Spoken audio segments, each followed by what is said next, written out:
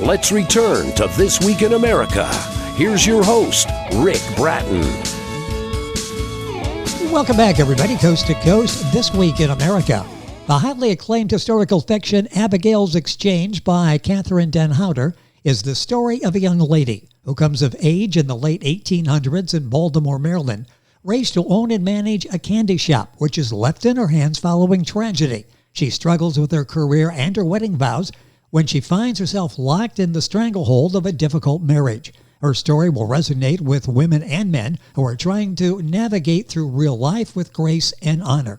Kathryn has been writing novels actively since her retirement in 2013, but before that she wrote untold number of novels in her head. Before her writing career, she had two careers that spanned 45 years of work. Her first career was teaching. Taught in preschool, elementary school, middle school, and high school. Her last teaching experience was as a directress in a Montessori school. After completing a doctorate in psychology at Michigan State, she developed a private practice in Grand Rapids, Michigan. Abigail's Exchange, a novel, was a winner in the prestigious Eric Hoffer Writers Contest and semifinalist in the Royal Palm Literary Award. And the author, Kathryn Houter, Ph.D., is our guest on This Week in America. Kathryn, welcome to the program. It's great to have you with us. Well, I really appreciate this time with you, Rick, too. I'm looking forward to our interview. Looking forward to talking about the book. Such a marvelous job that you've done with that. It's been critically acclaimed and award-winning book. What was the inspiration for Abigail's Exchange? Where did this idea come from? Well, there were many. I was widowed in 2006, and so I really wanted to dig into some of the expectations of the widow in the Victorian period. So that was part of the motivation. And also, while I was shopping at St. George Street and St. Augustine, I spent an entire afternoon chatting with the lovely shopkeepers at the Women's Exchange of St. Augustine.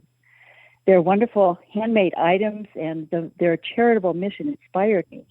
And that's really a very important subplot of Abigail's Exchange, is a women's exchange that was started in 1832, and it's still going on today, helping people, helping women particularly, who are struggling from after widowhood or just struggling financially to get on their feet. That's really the nice thing about Abigail's Exchange. You read the reviews, and there's so many layers, so many stories and subplots that you develop during the course of the story. The story is set, as I said, in Baltimore, Maryland. Why did you choose Baltimore? Baltimore at that time was really the center of so many what I call firsts. They were the first ones to establish women's rights, Maryland was. And that was a key thrust of my book, is to look at how women were struggling to become a people at that time in our country's history. And also I did find that the Women's Exchange in Baltimore was really a great passion for the women who were involved there. And that passion motivated me to write the story, have the setting of the story in Baltimore, Maryland. Historically, what about the 1880s made you choose that period in history? As the story unfolds, it's a fascinating time in history. What was it that captured your attention and you wanted to focus Abigail's Exchange on that time period? That was when the wheels just started to turn for women's rights. They were starting to look at the financial implications for being a woman and trying to make the changes necessary so that, if they were destitute because of a loss of a husband or by circumstance, the government was just starting to protect women in these circumstances. And that was why, I wanted to really look at that time period, because that was key. And for what we see now with the women in our current society, it all dates back to that time when they were just starting to move forward and really assess what women needed in this world and also in the domestic world. It's sort of the foundation, isn't it, for where we are today. It's such a fascinating story. Abigail's Exchange, a novel. The author is our guest on the program, Kathryn Houter. That's Denhouter. The book available at Amazon, all of the usual places. Kathryn's website is kathryndenhouter.com. I'll give you that throughout the conversation, and it's available on our website, so you can link on, get information on the book, and order it there as well. I'm fascinated. I want to go back a second to talk about the Women's Exchange. Tell me a little bit more about that, and is it still around today? Does it have a function today? The landscape on the charitable institution for women has really changed a lot over the years. In its heyday, which was in the late 1800s, there were 75 that were active in the major cities around our country. Now we have 20 who are still going strong. They have websites, they have a shop where you can bring your handwork in for sale, but it has diminished over the years. So it is still around, which is amazing after all those years, but it is at a diminished capacity. I mentioned you have a doctorate in psychology. What part does mental health play in the story you tell in your novel, Abigail's Exchange? Well, that is really one of the opening chapters, because it really was a time when things were starting to move in that direction as well. Kirkbride, who was known for he was a psychiatrist, a medical doctor, who recognized the importance of humane treatment for inmates or people who are in the mental institution. And he was determined to develop a different style of building for people who were in these facilities. And what he did, he made sure that every room had at least a 6-foot window, because he was certain and that the light was really key for mental health. Also, he had gardens that the patients would work at, and then they would provide their own food from the gardens that they would cultivate and weed over the seasons. It was a way of getting them to a working health so that they could provide for themselves and gain mental health. So it was revolutionary for the time. It was humane treatment, and that was his thrust. He wanted to make sure that we cared for them rather than punish them for their mental illness. You've written other books. Was Abigail's Exchange your debut novel? Yes, it was. And it took a lot of time, years for me to put it together and to write it. It was heavily researched. I looked at the period of time, what were the expectations, the routines, and for women who were widowed and women who were struggling at the time. So it took me a long time to research the book. Are the current books, the books you've written since then, similar to Abigail's Exchange? Similar in that they all have been well researched. That's real key. I think having a doctorate in psychology, you realize the importance of research. Yes, they are similar but different. I had the first book that I wrote was a memoir of my father, and it's called Van, a memoir of my father. And it's quite a short book, just outlining his life and some of the stories that I think have eternal themes and eternal significance.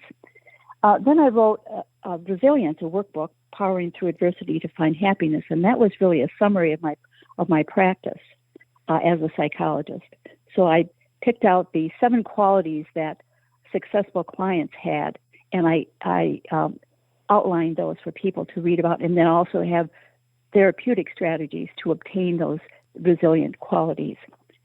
Another one I wrote was a Cobalt Chronicles, which is a story about a girl in Africa, coming-of-age story, and it spans the period of time from 1947 to 1987.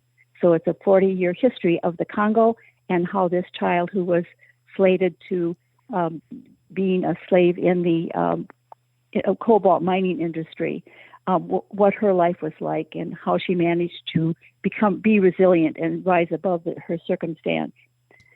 And the one that I'm writing right now is going to be launched on July 19th, and that's this year, and it's called Prison Shadows.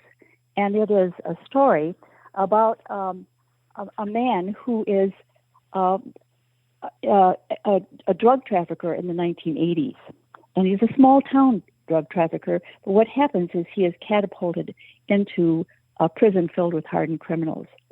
And he does rise above his circumstance, but then at the end there is family betrayal, and that's the ultimate sacrifice for him in the book. So the themes are resilience, but also, looking at the human condition. And so it's a slice of life and what people have to go through sometimes in the face of troubles and burdens. With us on the program is Dr. Kathryn Den Houter. She's the author, specifically of the book we're talking about. Dr. Den Houter mentioned the other books as well. All of the books are available on her website, KathrynDenHouter.com. This book is Abigail's Exchange, an award-winning book, and that's what we're focusing on the program today. It's talk about Avery a little bit. It seems like, well, I'll ask you, did she have a paranoid personality? And what were the symptoms typical for that kind of a personality disorder? Well, the most striking symptom, of course, is not trusting anybody. And that can get into a state of dissociation sometimes. It can create an aggressive tendency to self-protect. There's many different types of paranoid personality disorder, but he had a pretty classic one where he didn't trust anybody, and he, in the effort to defend himself and his family, he became very angry and hostile. So that's another area where mental health played a part in the writing that I did for Abigail's Exchange. With us on the program, the author, Kathryn Den Houter, the book available on her website, Amazon, the usual places. We'll give you all that as we go through the program. I want to go back and talk a little bit about the research. You've done so much, and in reading the reviews, that's something that's striking in all the reviews talking about how well researched they thought it was. How long did it take you to go back and do the research so that this time frame you made really come alive in an accurate fashion? Well, yes, when I ran into the Women's Exchange in St. Augustine on St. George Street, that period of time fascinated me. And so I read books on mental health, how they treated mental health at that time, or mental illness, and I read about how they treated widows at that time. And I had become a widow in 2006, and I was struck by the hostility, the burdens that the widows had to endure during that time. My situation was such that, I was protected and cared for, whereas during that time, they had to fend for themselves and for their children if they had children. It struck me that once the husband died, there was nothing left for the woman. They were a scourge. They were not valued in society. And when I read that, I was prompted to read more and more situational cases of women who struggled during that time. So a lot of it was looking at individuals who went through that period of time, became a widow or destitute for some reason, or maybe their husband was an alcoholic or abandoned the family. What happened to those women?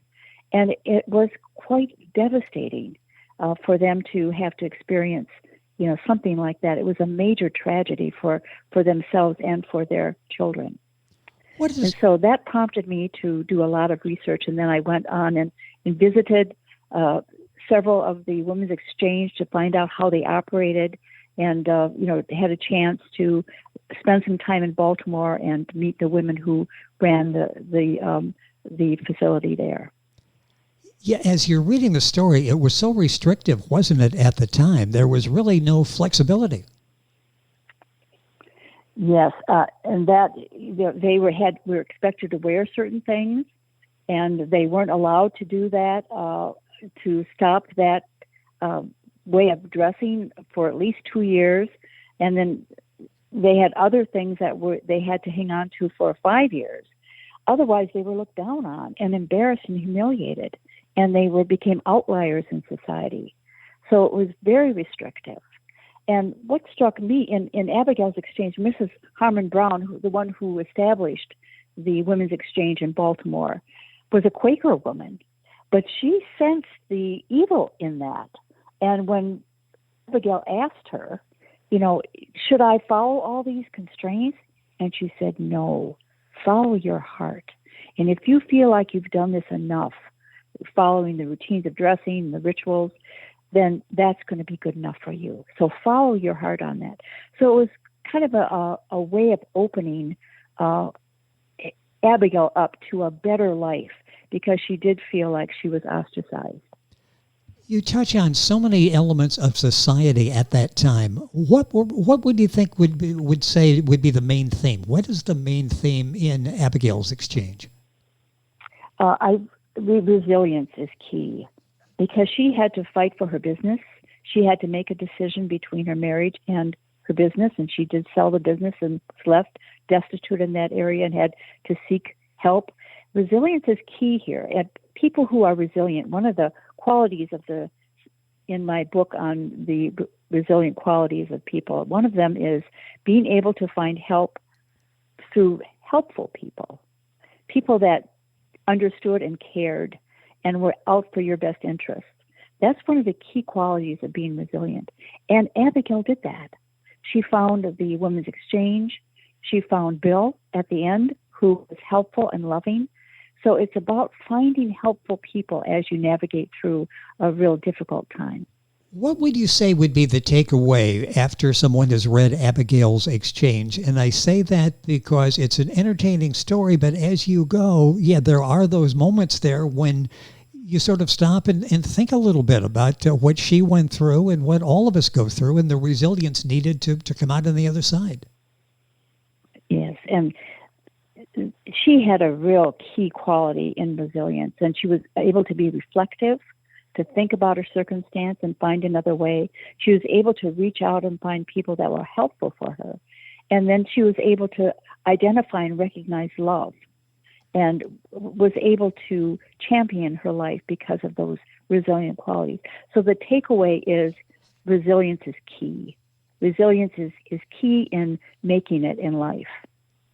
What was the impact this book had, the writing of this book, on you? It will have a positive impact, again, for the reader, from your standpoint in doing the research and seeing what life was like then and creating this character that was able to get through all of this. What was this like for you to tell this story, to be able to tell this story? What I actually came away with a deep appreciation for the growth that we've made in our country. Now, there's a caveat there. I mean, it's not all good. We know that. Yes. The women have fought and struggled to become people and to be heard and to be valued. And in that fight, they have succeeded in large part. And it's important to be grateful. I mean, when that happens, there's got to be changes all over the board to make it happen. And by and large, it has happened. The progress has happened. Yeah, there's always room for growth. But by and large, we have woven a beautiful tapestry for women in our country if we just look at it. And it's women helping women that has made the difference throughout this period of time. A great story unfolds in Abigail's Exchange, and I understand it gives us a little bit of background where Whitman's chocolates came from. I don't want to give away something in the book, but tell me a little bit about that. It's a fascinating factoid in the book, yes. Whitman's chocolate was known for, of course, delicious chocolates, and Abigail had the opportunity, because she was running a candy store, to meet him and to learn about his process and how he handled the market for developing chocolates and how to make it grow. I mean, he made it a very successful business. But the interesting thing is, and this was actually fictional, but the two of them made an agreement. She said, I think what we ought to do is we ought to sell chocolates in a heart shape, and like we do today, because It's Valentine's Day. So he agreed, Whitman agreed, and she sold them in her store, and that's how she met Avery, her husband, her first husband, and then gave the research to Whitman to say this sold out.